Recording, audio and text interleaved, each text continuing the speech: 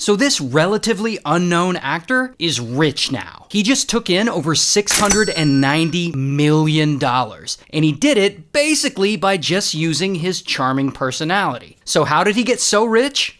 Now the guy's name is Zach, and Zach's an aspiring actor, and he really wants to be famous. But unfortunately for him, he's not. But he will be. But for now, he's just a guy who runs a juice bar in Chicago. But then one day, he writes a billionaire asking him to invest in his juice bar. That billionaire is Howard Schultz, the CEO of Starbucks. So Zach writes Howard asking him to invest, thinking, I don't know, it's worth a shot. But then, surprisingly, Howard Schultz writes him back. And he says that he's really impressed with the business plan that Zach pitched him, but that he doesn't want to invest in the juice bar. However, he does want to invest in Zach. He wants him to come work for him at his venture capital firm in Los Angeles. So then Zach goes to his girlfriend, this woman, Mallory, and he shows her this email from Howard. And they're all excited, and just like that, boom, they move to Los Angeles so he can take this new job waiting for him at this venture capital firm. Here's the messed up thing though. There is no new job waiting for him at this venture capital firm. Zach never got a job offer from billionaire Howard Schultz because Howard Schultz never wrote him back. Zach made all of that up. He faked the email and everything. And he tells this big lie so that he can convince Mallory to drop everything and move to Los Angeles with him. Because remember, deep down, he's an aspiring actor who really wants to be famous. Why he doesn't just tell his girlfriend that, I don't know. So anyway, pow, they're now in LA. And Zach has got to keep this lie going. So several times a week, he'll leave his apartment for hours at a time. And he tells Mallory, oh, I'm off to work, I've got an important meeting. But he's really going over to this acting school to secretly take acting classes. And he's going on auditions, and he's putting himself on tape. But as it turns out, landing a role is hard for him. Mostly because his acting sucks. I am completely and utterly in love with you. Now, despite that, Zach does have a couple of things going for him. Like he's charming and he's driven, and at some point, over dinner, he meets these two, Julio and Diego. And Julio and Diego are brothers, and they're also indie filmmakers. Like, they mostly make short films. And they really hit it off with Zach, and they become friends. And Zach, he eventually tells them the same lie he told Mallory. Hey, I got this connection to billionaire Howard Schultz, and I can get him to invest in your movies. So the three of them start a production company, and they end up buying the rights to low-budget English language movies and distributing them in Latin American countries. And this is a legit business model, but they need capital to get it going. So Zach hits up an old college buddy of his who works in investing, a buddy we'll call Day Trader Jake. And so Zach convinces Day Trader Jake to invest $37,000 into his new movie distribution business, promising him, hey, Howard Schultz invested in my company, and you'll make a quick return. He even shows him fake licensing agreements from Sony, ones he just typed up in Microsoft Word. So Day Trader Jake agrees to invest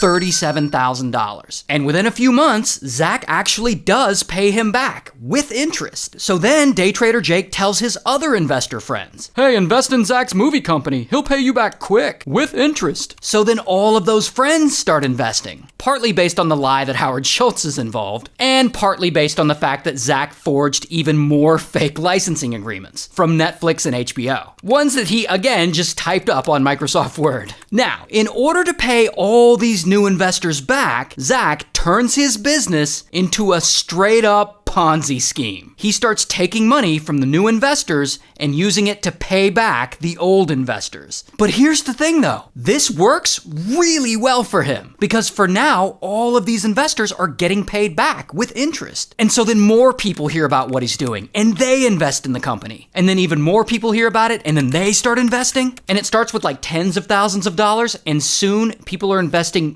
millions of dollars at a time into his movie distribution company because they all appear to be making a return. Now, at this point in the story, Zach is barely distributing movies at all, because the real money's in the Ponzi scheme he's doing. And of course, he's paying himself during all of this too. Millions of dollars. Meanwhile, his girlfriend Mallory has no idea he's scamming. She's thinking, wow, his movie business is doing really well. I'm so grateful for Howard Schultz. And so Mallory marries him, thinking he's this incredible businessman. And suddenly, they're both living this baller millionaire-ass lifestyle. Driving a new Mercedes, driving a new Audi, constantly hitting up Las Vegas casinos and spending tens of thousands of dollars at a time. They go and buy a $5.7 million house. Like, look at this. It's got a pool with a hot tub, a gym, a wine cellar, a theater, and look at this f***ing closet. Look at it! And not only that, with all this newfound money, Zach is finally able to finance movie projects that he can act in. Because remember, his goal is still to be an actor and to be famous. So then bam, he gets some acting roles in some small movies. One of them is actually this Joker fan film, which they produced and put on YouTube, where Zach actually plays the Joker. Sorry, I couldn't quite catch that. And yeah, he's still not that great of an actor, but at least his Ponzi scheme is going well.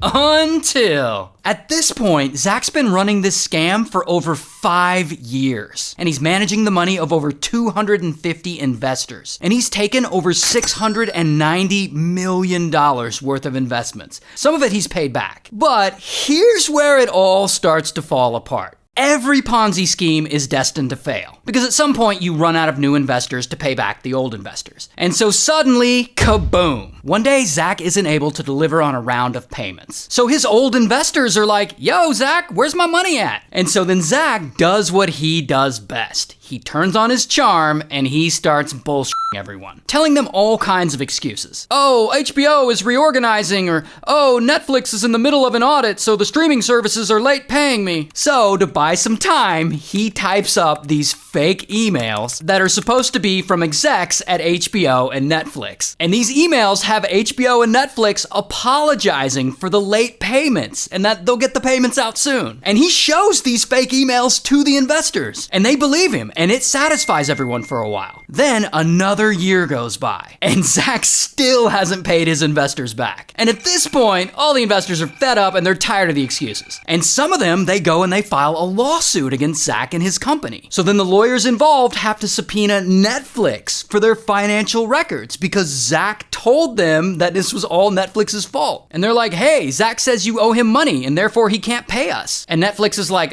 we have no record of ever doing business with this Zach guy or his company. And so the lawyers write back and they're like, what about all these licensing agreements you signed? And then they send Netflix the fake licensing agreements that Zach had given them that he typed up in Microsoft Word, along with all of the fake emails that Zach had fabricated. And Netflix looks at it and they're like, these are fraudulent and this is a huge deal. And that is when everyone involved starts to piece all of this together and they come to the conclusion that Zach is running a Ponzi scheme. And of course, everyone is pissed off and they're disgusted and they want to take Zach down. But no one is more pissed off and disgusted than his old college buddy, day trader Jake. Because Jake was the very first investor. And he feels bad because he's the one who got all of those other investors involved. So he has to go and contact all of those other investors and shamefully tell them he may have accidentally involved all of them in a con. And by sheer coincidence, I'm sure, it's right around that time that old Zach hits him up. And he sends him an email and he asks him for even more money. But at this point, day trader Jake has had enough and he contacts the FBI. And so then, boom, the FBI raids Zach's house and they arrest Zach, and I don't have a mugshot, but he's an actor, so I do have a headshot. So here's his headshot. And allegedly, the same day he got arrested, his wife Mallory files for divorce. Good for her. Meanwhile, Zach takes a plea deal and he gets sentenced to 20 years in prison for this Ponzi scheme. Plus, he has to pay back $230 million in restitution to all the people he defrauded. But on the bright side, I guess he is sort of famous now.